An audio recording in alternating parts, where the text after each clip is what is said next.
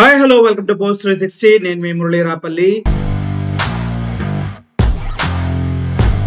పోసాని కృష్ణమురళి గారి కేసు గురించి మనందరికీ తెలుసు. తనని 27వ తారీఖు అరెస్ట్ చేయవలసిన వ్యక్తిని 26వ తారీఖు అంటే 24 అవర్స్ ముందే అరెస్ట్ చేసినటువంటి పోలీసులు ఆయన్ని వివిధ సెక్షన్ల కింద వివిధ పోలీస్ స్టేషన్స్ లో 17 పైగా కేసులు పెడతాం జరిగింది. అయితే పోసాని కృష్ణమురళి గారి కేసులకి నిజంగా చెప్పాలంటే స్టేషన్ బెయిల్ ఇచ్చేసి పంపించేయాలి. ఎందుకంటే తన కేసులు చాలా చిన్నవి కాబట్టి. అది కూడా కాకుండా కోర్టుకు వెళ్ళినా కూడా 41A సెక్షన్ ప్రకారం దానికి బెయిల్ అనేది ఇవ్వాలి. కానీ ఏ కారణాల వల్ల తెలియదు కానీ కోర్టు TNS 111 సెక్షన్ ని కొట్టేసినప్పటికీ ఇది పోసాని కృష్ణమురళికి వర్తించదు అని కొట్టేసినప్పటికీ కూడా పోసాని కృష్ణమురళిని 14 రోజులు రిమాండ్కి ఇవ్వడం జరిగింది. ఆ తర్వాత విజయవాడ నుంచి కర్నూలు నుంచి నర్సరాపేట నుంచి తిరిగి మళ్ళీ కర్నూలు ఇలా అతన్ని తిప్పుతూనే ఉన్నారు. సో ఓవరాల్ గా చూసుకుంటే పోసాని కృష్ణమురళి 3 రోజుల్లోనే 1600కు పైగా కిలోమీటర్లు తిప్పి తన పైన 17 పైగా కేసులు పెడతాం జరిగింది.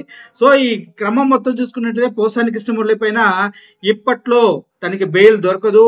చాలా పకడ్బందీ ప్లాన్ తోనే తనని ఫ్రైడే రోజు చేశారు. ఫ్రైడే, సాటర్డే, సండే 3 రోజులు కూడా జైల్లో పెడతానికి ముందుగానే స్కెచ్ అయిపోయింది అని తెలిసిన విషయమే.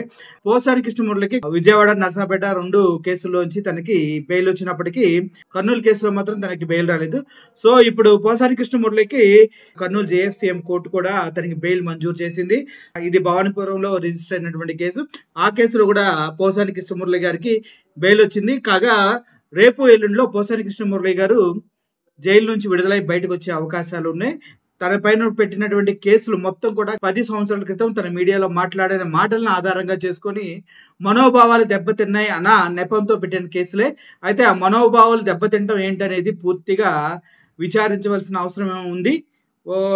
అది కాకుండా కులాల మధ్య చిచ్చు పెట్టే విధంగా మాట్లాడారంటూ కూడా తన పైన కేసు బుక్ అయిన విషయం మనకు తెలిసిందే.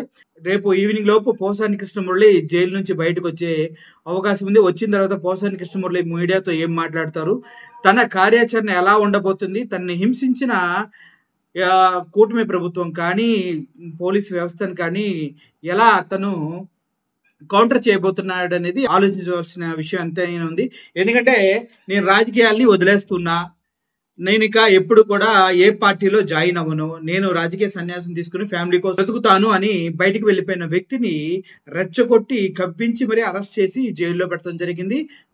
దారుణంగా హింసించడం కూడా జరిగింది. ఒక SP అయితే త్రూఅవుట్ 9 గంటలు తన పైన విచారణ చేయడం జరిగింది. తన్ని అనేక ప్రశ్నలు అడిగి 3 రాత్రులు నిద్ర లేకుండా తన్ని హింసించిన విషయం అయితే చాలా దారుణం. అయితే పోసాని కృష్ణమురళికి వైఎస్ఆర్సీపీ పార్టీ, జగన్మోహన్ రెడ్డి వీళ్ళంతా అండగా ఉన్నప్పటికీ కూడా జగన్మోహన్ రెడ్డి కలవడానికి ములాఖాత్ తీసుకోగానే అక్కడి నుంచి వేరే పోలీస్ స్టేషన్ తీసుకెళ్ళటం, ఒక కోర్టులో తనకి బెయిల్ క్యాన్సిల్ అవగానే వెంటనే ఇంకొక టీం అక్కడే ఉండి తను వేరే పోలీస్ స్టేషన్ తీసుకెళ్తాం. ఇలా 17 పోలీస్ స్టేషన్స్ లో బుక్ అయిన కేసుల పైన పోసాని కృష్ణమురళికి ఉపశమనం దొరికింది. రేపు రిలీజ్ అవబోతున్నారు. చూద్దాం పోసాని కృష్ణమురళి ఎటువంటి వ్యాఖ్యలు చేస్తారు తన పైన జరిగినటువంటి అక్రమ అరెస్ట్ గురించి అనేది వేచి చూడాల్సిన అవసరం. Thank you for watching this video. ఈ వీడియో పైన మీ కామెంట్ బాక్స్ లో తెలియజేయండి. I'm Murali signing off. Thank you so much.